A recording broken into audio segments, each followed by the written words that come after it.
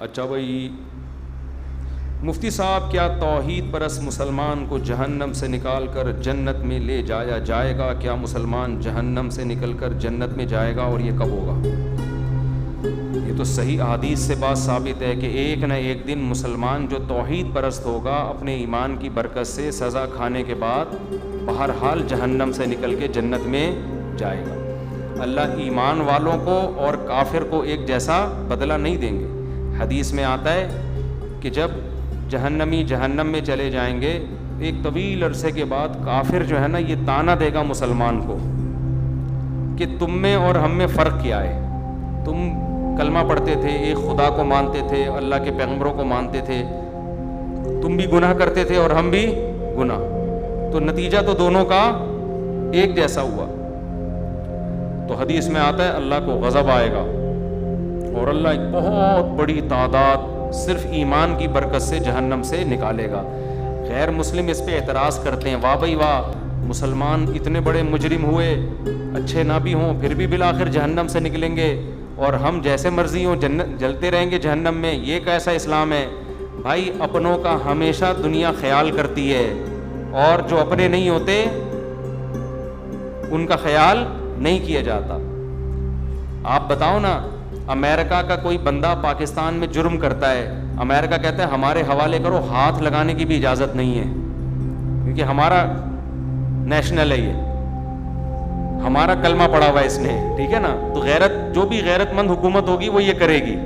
تو اللہ کہتا ہے گناہگار تھا، مانتا تو تھا نا کہ میں ہوں، میں نے نعمتیں دی ہیں، گناہ کا اعتراف بھی کرتا تھا، اور تم تو مانتے ہی نہیں تھے کہ کوئی جنت بھی ہے کوئی جہنم بھی ہے، تم تو مذاق اڑاتے تھے ان چیزوں کا، قبر کا عذاب، اور تم تو ڈاروین اور سائنسدانوں کے پیچھے پڑے ہوئے تھے، تو جاؤ انہی سے جا کے مانگو۔ سمجھتے ہو؟ تمہیں ڈاروین نے الٹی پٹیاں پڑھا دی تھیں کہ یہ مرغی خود بنی ہے، یہ انڈے، یہ جو مرغی 21 دن انڈے سیتی ہے نا اور گھماتی رہتی ہے، یہ اس کی کھوپڑی میں آٹومیٹیکلی آ گیا تھا۔ یہ بکری کا بچہ پیدا ہوتے ہی جو تھنوں کی طرف لپکتا ہے، یہ ایوولوشن کا نتیجہ ہے، ایوالو ہوئے، یہ اتنے سمجھدار ہو گئے، پیدا ہوتے ہی تھن تلاش کر رہے ہیں۔ سبحان الذی خلق الازواج کلھا، اللہ کہتے ہیں پاک ہے وہ ذات جس نے ہر چیز کے نر مادہ جوڑے بنائے۔ ایوالو ہونے کے نتیجے میں نر مادہ کیسے بن گئے؟ کیا ہو گیا بھائی؟ یہ سائنس اتنی ذہین ہے، نیچر اتنی ذہین ہے کہ ہر چیز نر اور مادہ میں ڈیوائیڈ ہو گئی ہے، پھر ان کا ملاپ ہوتا ہے، بچے پیدا ہوتے ہیں۔ یہ ایوولوشن کا نتیجہ نہیں ہو سکتا، کسی نے بنایا ہے۔ تو ہم تو بھائی اس بنانے والے کو مانتے ہیں کہ مرغا مرغی خود نہیں پیدا ہوئے، اس کے نتیجے میں انڈا آٹومیٹیکلی وجود میں نہیں آ رہا، اس انڈے میں ایسے سافٹ ویئر کہ مرغی انڈا دینے سے پہلے چھپتی ہے کہاں جا کے دینا ہے، اس کو پہلے سے پتا ہے کہ یہ انڈے سے کیا نکلے گا، بچہ نکلے گا، حالانکہ اس نے کسی سے سیکھا نہیں ہے۔ ایوالو اگر ہو رہی ہیں چیزیں تو باڈی میں تبدیلی آئے نا، کھوپڑی کہاں سے اتنی ترقی کر رہی ہے؟ بتاؤ کسی کو ہنر سکھائے بغیر خود کوئی سیکھ لیتا ہے؟ ڈرائیونگ کی سیٹ پہ بٹھا کے چلوانا پڑتا ہے تو جا کے انسان ڈرائیونگ سیکھتا ہے، جو بالکل سادہ سا کام ہے۔ مرغی نے انڈوں کو 21 دن بیٹھ کے سینا کہاں سے سیکھ لیا، اور اس کو یہ بھی پتا ہے اس کو کیا کرنا ہے، یہاں سے بھی پکانا ہے، اب یہاں سے بھی پکانا ہے اس کو، ٹھیک ہے نا؟